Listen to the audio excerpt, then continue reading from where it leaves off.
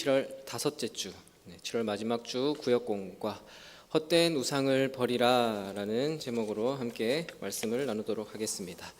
오늘 본문을 보면요, 예레미야가 말씀을 하고 있는데 하나님께서 예레미야를 통해서 말씀을 주시는데, 예레미야는 우리에게 오직 만군의 여호와, 온 세상의 주인은 하나님이시다라는 그 선언을 하고 있습니다. 자, 참 신이신 하나님은 인간을 만드셨는데, 하나님이 만드신 그 인간, 지음받은 인간은 그 하나님을 떠나고 거짓 우상을 만들어 버립니다.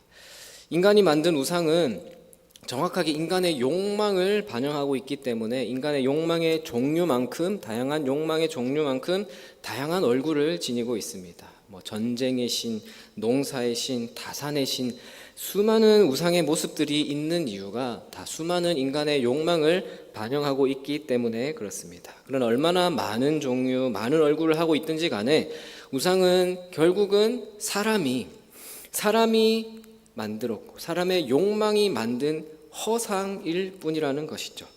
자, 그래서 이 시간에 우상에 관련해서 오늘 또 질문과 함께 말씀을 살펴보도록 하겠습니다. 자, 1번을 보시면 하나님은 이방 족속의 우상 숭배를 따르지 말라고 경고하십니다. 하나님의 백성이 두려워하지 말아야 할 것은 무엇입니까? 2절 말씀입니다. 우리 2절 함께 읽겠습니다. 여호와께서 이와 같이 말씀하시되 여러 나라의 길을 배우지 말라. 이방 사람들은 하늘의 징조를 두려워하거니와 너희는 그것을 두려워하지 말라. 하나님 백성이 두려워하지 말아야 하는 것은 하늘의 징조, 하늘의 징조를 두려워하지 말라고 말씀합니다. 자, 지금은 과학이 많이 발달했는데 과학 문명이 발달하지 않은 그 고대 시대, 그때 사람들은요, 이 자연이라는 것에 관해서 자연이라는 그 두려움이 있었어요. 그 두려움은 지금도 오늘은 참 우리가 자연을 우리가 감히 범접할 수 없다라고 참 경이로움을 느끼지만 그 당시에는 우리가 느끼는 것보다 더 크게 느꼈을 거예요. 오늘에야 지금 비가 오면은 언제 비가 온다고 예보가 되었으니까 비가 오겠구나, 오나보다 바람이 불면 바람이 부는구나, 흔들리면 지진이 났구나 이렇게 생각할 텐데, 당시에는 자연 현상 자체를 이해를 할 수 없었기 때문에 더 두려웠겠죠. 그래서 많은 우상들이 자연과 연관이 되어서 그로부터 자신의 안전과 안위를 보호받고자 하는 마음에서, 그 마음으로부터 우상이 생겨났어요. 자, 그러나 하나님의 백성들은요, 천지를 주관하시는 하나님을 아는 존재들이기 때문에 자연 현상을 두려워할 필요가 없겠죠. 다 하나님이 주관하시기 때문이니까. 자연을 섬김의 대상으로 삼는다? 그것은 더더욱 불가한 일이었고요. 하나님의 백성은 그래서 오직 하나님만, 하늘의 징조를 두려워할 게 아니라 하나님만 두려워하고 하나님만 경외해야 한다라는 겁니다. 그래서 하늘의 징조, 이방 사람들은 하늘의 징조를 두려워하지만 너희는 두려워하지 말라라고 말씀하고 있습니다. 자, 그럼 이어서 2번입니다. 그러면 그 우상은 어떻게 만들어집니까? 10장 3절 읽겠습니다. 여러 나라의 풍습은 헛된 것이니 삼림에서 벤 나무요 기술공의 두 손이 도끼로 만든 것이라. 자, 어떻게 만들었냐면 삼림에서 벤 나무로 기술공의 두 손으로 도끼를 사용해서 만들었다, 그 얘기죠. 자, 오늘날에도 우상이라는 게 이렇게 나무로 만든 그 우상뿐만 아니라 풍수지리 같은 것도 있잖아요. 제가 어떤 유튜브 영상을 보니까요, 사람들 집 소개를 해요. 혼자 사는 사람, 1인 가구, 2인 가구, 여러 가구 형태를 보여주면서 소개를 해주는데, 현관문을 열면은 딱 있는 게 있어요. 대부분 열에 9은 있더라고요. 여러분들 댁에도 있는지 모르겠는데, 문을 열면 뭐가 있냐면 해바라기가 있어요. 해바라기가 뭐냐면 그게 있으면 돈 들어온다고, 풍수지리적으로 그렇다는데 여러분들에게는 없으시죠? 있으면 다 떼버리시기 바랍니다. 또 애군을 몰아내고 행운을 가져온다는 부적이나 밖에 버려진 거 함부로 만지면 안 된다, 함부로 집에 가져오면 안 되고, 또 이거 가지고 있으면 일이 잘 풀릴 거다, 그런 미신들이 많고 다 진짜 신봉하는 그런 사람들이 많이 있습니다. 그 물건에 신비한 힘이 깃들어 있다고 생각하기 때문이죠. 자, 오늘날도 이렇게 생각하는데 지금 구약 시대에 신 그 자체라고 여겼던 이 우상을 생각하는 게 어떠했겠습니까? 그 누구도 그냥 이 나무로 조각한 우상이라고 해서 그냥 단순히 나무라고 생각할 수 없던 시대였어요. 자, 그런데 지금 뭐라고 하시죠? 삼림에서 벤 나무다. 나무. 단순히 나무 조각이고 기술자가 만든 물건에 지나지 않는다라고 하나님께서 말씀하고 있습니다. 그러니까 이 우상이라는 건요, 무지예요. 무지. 알지 못하는 거예요. 그러니까 무지하기 때문에 알아야 됩니다. 무엇을 알아야 됩니까? 진리를 알아야겠죠. 진리가 뭡니까? 나중에 예수님께서 요한복음에서 진리에 관해서 말씀을 8장에서 쭉 말씀하셨어요. 그 중에서 8장 32절을 보면은 진리를 알지니 진리가 너희를 자유롭게 하리라 라고 말씀하셨죠. 그 진리가 뭐냐면 예수님께서 말씀하신 것, 예수님이 말씀하신 복음, 또 예수님 그 자체입니다. 그러니까 진리는 어리석은 두려움을 벗겨내고요, 세상의 진짜 진리를 보게 하는 힘입니다. 그러므로 우리가 진리를 깨달아서 헛된 우상으로부터 벗어나야 되고 자유해야 한다라는 것을 말씀해주고 있습니다. 자, 이어서 3번입니다. 자, 우상을 두려워하지 말아야 하는 이유는 무엇입니까? 5절 우리 함께 읽어보겠습니다. 그것이 둥근 기둥 같아서 말도 못하며 걸어 다니지도 못하므로 사람이 메어야 하느니라.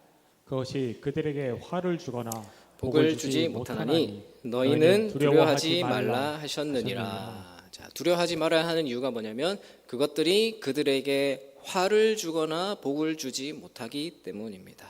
그게 화를 주거나 복을 주지 못한다라는 거예요. 자, 우상의 본질은 단순합니다. 그것은 사람이 손으로 만든 거예요.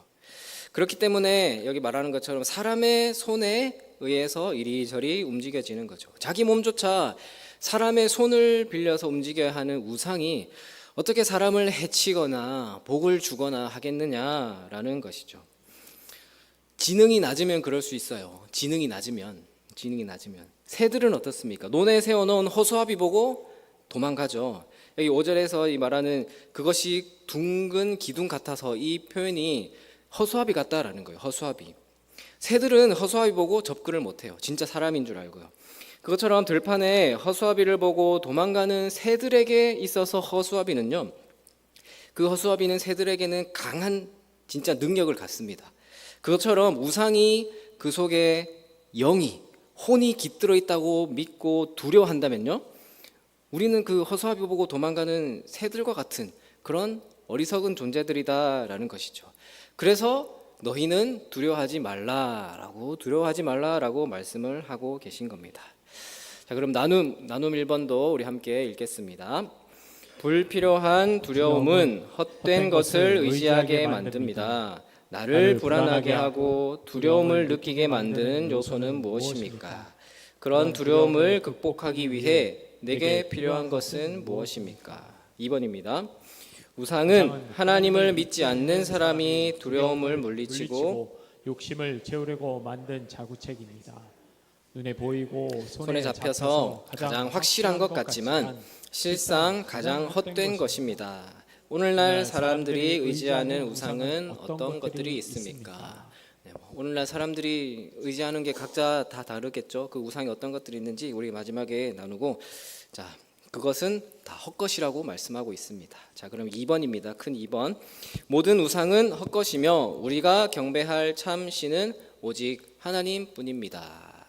우상은 어떤 존재입니까? 15절 말씀입니다. 15절 함께 읽겠습니다. 그것들은 헛것이요 망령되이 만든 것인즉 징벌하실 때에 멸망할 것이나. 자, 우상이 어떤 존재냐면은 헛것이고요, 망령되이 만든 것이고 징벌할 때 멸망할 것이다. 자, 우상은 그런 존재다라고 말씀합니다. 자, 우상은 헛것이죠. 헛것. 헛되다는 것은요, 실상은 아무것도 없는 허상이라는 말입니다. 허상. 실체가 없다라는 겁니다. 실체가 없는 게 실체를 갖게 된 원인은 뭐냐면 단순하죠. 인간이 두려움과 욕망이 그것에 실체를 부여했기 때문이에요. 의미를 부여했기 때문에, 실체를 부여했기 때문에 실체가 된 거예요. 인간의 마음이 우상의 형상을 그려냈고요, 마음속으로 그려낸 그것을 인간의 손으로 드러내게 만들었습니다. 그렇기 때문에 나중에 징벌하실 때, 심판할 때 그때 멸망할 것이다. 멸망할 존재들이다라는 것입니다. 자, 이어서 2번입니다. 우상과 달리, 자, 우상은 그런 존재고 이번에 우상과 달리 하나님은 어떤 분입니까? 우리 10절, 16절 말씀인데요. 우리 또 함께 읽어보겠습니다. 오직 여호와는 참 하나님이시요 살아계신 하나님이시요 영원한 왕이시라. 그 진노하심에 땅이 진동하며 그 분노하심을 이방이 능히 당하지 못하느니라. 또 16절입니다. 야곱의 분깃은 이같지 아니하시니 그는 만물의 조성자요 이스라엘은 그의 기업의 지파라. 그 이름은 만군의 여호와시니라. 자, 하나님 어떤 분이시냐? 참 하나님이시다라고 말씀하시고 살아계신 하나님, 영원한 왕, 또 16절에서 만물의 조성자, 또 만군의 여호와시다라고 이렇게 하나님을 이런 분이라고 표현하고 있습니다. 자, 여러분들, 자, 우상은요 보여요, 그렇죠? 보이지만은 실제하지는 않습니다. 자, 하나님은요 보이지는 않죠. 보이진 않지만 실제합니다. 그렇죠? 이해가 되시죠? 우상은 보여요. 보이지만 실제하지 않고 실제로 존재하지 않지만 하나님은 보이지는 않지만 실제로 존재를 하십니다. 하나님은 보이지 않는 손으로 세상을 다스리시며 세상을 심판하는 영원한 왕이십니다. 자, 근데 하나님의 그 위대하심은요 단순히 거기서 끝나지 않습니다. 하나님은 하나님의 백성들을 택하시고요 또 그 택한 백성들의 영원한 분깃이 되어 주신다 하셨어요. 그 몫이라는 거예요. 15절에서 그것들은 헛것이고 망령된 것이지만 또 16절을 보시면 야곱의 분깃은 이같지 아니하니 이스라엘은 그의 기업의 지파다라고 했어요. 자, 그러니까 하나님께서 단지 그냥 창조하셨고 심판하신다, 창조주와 심판자로만 계셨다면은 우리도 마찬가지로 하나님과 아무런 상관이 없었을 겁니다. 하나님의 그 거룩하심과는 너무도 먼 우리 같은 죄인들은요 아무런 소망이 없었을 겁니다. 그러나 야곱의 분깃, 야곱의 분깃이 하나님의 백성들은요, 하나님의 자녀들은요, 그 영원한 분깃이 되어 주신다는 거예요. 영원한 몫이 되어 주셔서 그 사랑으로 말미암아 우리는 영원한 소망을 갖게 된다라는 것입니다. 자, 나눔 3번, 우리 마지막으로 나눔 3번 함께 읽겠습니다. 우상을 섬기는 세상 속에서 오직 하나님만이 참 신이며 왕이심을 나타내는 이들이 하나님의 백성입니다. 무엇을 통해 세상 속에 하나님의 통치를 나타내고 선포할 수 있을지 나눠봅시다. 네. 간략히 정리를 하자면요. 자, 오늘 말씀에서 보면요. 우상을 섬기는 모든 사람이 각자의 우상을 섬기는 그 세상 속에서 오직 하나님만이 참 신이다라는 그것을 드러내고 살라라는 것을 말씀하고 있는 거예요. 자, 그러면 오늘날에도 우리에게 있는 우리가 섬기는 우상은 뭐가 있을까요? 뭐 신주 짠지 모시고 그 일왕산에 막 산당처럼 뭐 그런 우상 섬기지 않는다고 해서 우상을 섬기지 않는 게 아니겠죠. 꼭 그렇게 하지 않는다고 해서 나는 우상을 섬기지 않는다라는 게 아니에요. 하나님 외에 하나님보다 더 중요하게 생각하는 모든 것들이 다 우상이다라는 겁니다. 돈은 말할 것도 없고요. 요즘은 외모도 중요하잖아요. 외모를 위해서 얼마나 많은 노력을 공을 들입니까? 또 자녀들의 그 교육과 여러 자녀들을 위해서 요즘 뭐 교사들 관해서 문제들이 많잖아요. 그 사람들이 왜 그렇게 난리를 부르겠습니까? 이 자녀들이 우상이기 때문에 여러 문제들이 사회적으로 뉴스에 나오는 것도 보게 되고요. 또 요즘은 자녀들뿐만 아니라 반려견, 반려묘, 반려동물들도 참 우상이 된 시대 같습니다. 그 팬더곰 아세요? 푸바오라고? 제가 그 더운 날에도 에버랜드 가가지고 푸바오를 보고 왔습니다. 보고 왔는데 그 멀리서 다 핸드폰 들고 있어요. 다 그 우상을 보고 있는 거예요. 귀엽긴 한데요.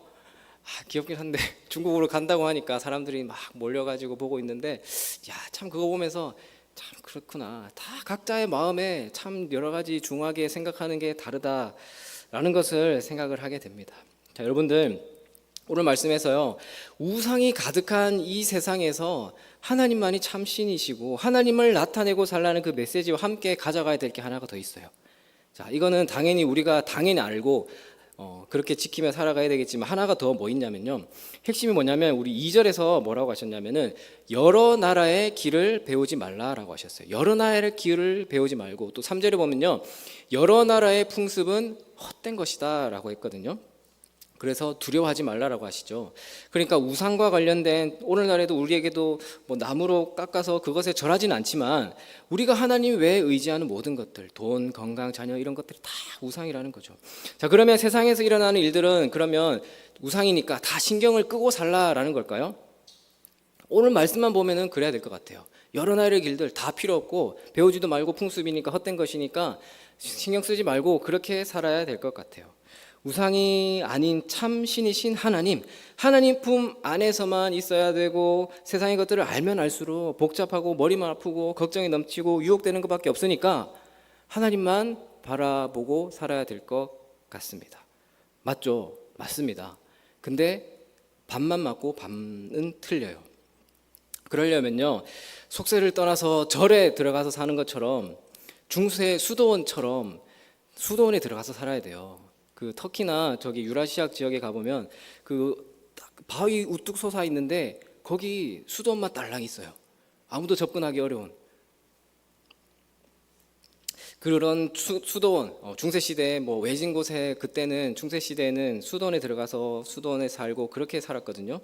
거기서 살면서 노동을 참 귀하게 여겼어요. 일하고 일과 시간 정해놓고 이후에는 독서하고 말씀 보고 경건 시간을 가졌어요. 근데 그 중세 시대에 그런 시설이 참 많이 생겼는데, 근데 아이러니한 게 중세 시대를 뭐라고 하는지 아십니까? 중세 시대를 영어로 물론 중기라고 해서 미들 에이지라고 표현하지만 다크 에이지라고 해요. 다크. 어두웠어요. 정말 그 천년의 시간이 정말 어두웠거든요. 왜 그랬냐면은 교회가 세상과는 연결을 끊어버렸어요. 이런 말씀처럼, 그래 우리는 하나님만 바라보고 살아야 된다 라고 해서 세상과는 점점 멀어지고 자기들끼리만 그렇게 가다 보니까 오히려 더 어두운 시대가 되었던 것이죠. 그러니까 세상과 끊고 살 게 아니라요, 오늘 예레미야 10장을 통해서 여러 나라의 길과 풍습을 배우고 따르지 말라라는 것은요, 세상에 있는 세속적인 가치들, 하나님보다 우선되는 것들, 그러니까 물질, 성공, 명예, 쾌락, 이런 것들에 가치를 두지 말라라는 의미입니다. 우선순위를 그것에 부여하지 말라는 거예요.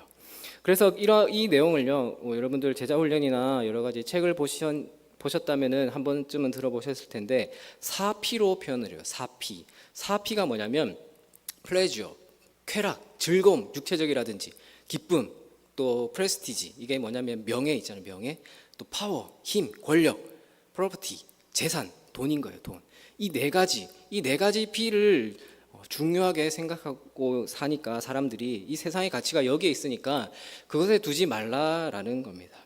자, 이런 영역에서 우리는 자유롭지가 않기 때문에 여기에서 우리가 그 누구도 아마 자유롭지 못할 거예요. 그렇기 때문에 이 네 가지 P를 가치로 놓고 있는 세상의 흐름에, 세상 풍조에 따르지 말라라는 말씀이에요.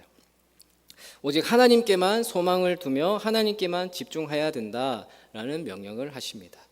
그래서 하나님 같은 분이 없다라는 것을 우리가 기억을 해야 하고요. 주와 같은 분이 없습니다라는 그 찬양의 가사처럼 우리가 그것을 인정하고 주님께 소망을 두어야 합니다. 자, 그런데 이것과 함께 가야 될 게 더 중요한 게 있는데, 균형입니다. 균형. 우리가 신앙생활이라고 하잖아요. 신앙과 생활이 있는데 이거는 별개가 아니라는 거죠.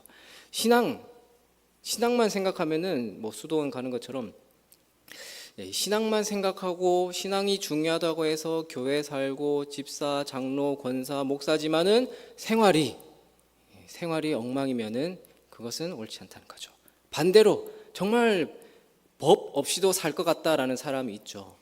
그렇게 살면 뭐합니까? 신앙이 없는데요. 그래서 균형이 중요하다라는 겁니다. 운전을 할 때 그렇잖아요. 운전할 때 앞만 보면 가면 안 되고 옆에도 봐야 돼요. 뒤에도 봐야 되고, 또 반대로 앞은 안 보고 옆에만 보고 옆 사람 보고 아니면 핸드폰 보고, 그러면 그것도 안 되겠죠. 자, 앞만 보고 간다고 칩시다. 그러면 그거는 초보잖아요. 부산까지 가는 거예요. 부산까지 앞만 보고 부산까지 쭉 가는 거예요. 유연성이 떨어지는 겁니다. 신앙생활도 이렇게 앞만 보고 하나님만 보고 가면 어떻게 될까요?